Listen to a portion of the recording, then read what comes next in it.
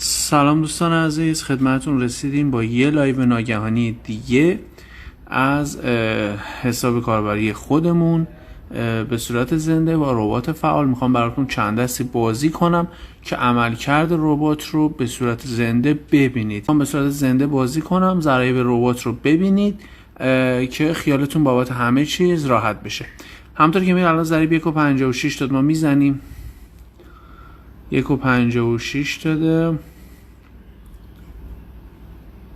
میبندیم، ما دقیقا 1.56 بسته شد.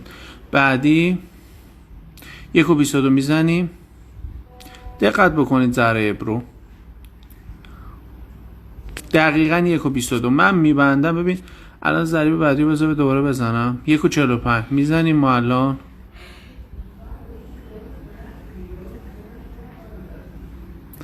زودتر ببندم، 1.59 بسته شد. و این دفعه مثلا کمتر میگه ولی طوری نمیگه خطا بده. 1.12 الان من اینو میزنم دوباره، دقیقاً 1.12.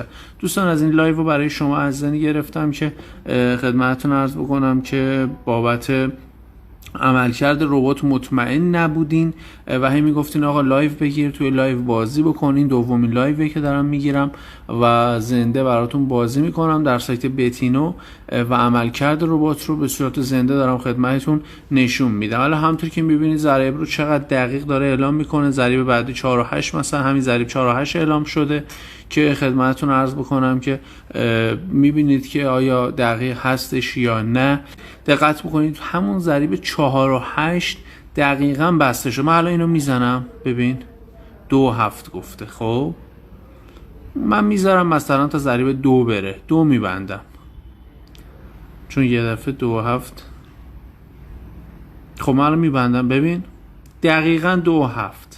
همونطوری که میبینی اینم ضریب بعدی. امیدوارم موفق باشیم و خدا نگهدار.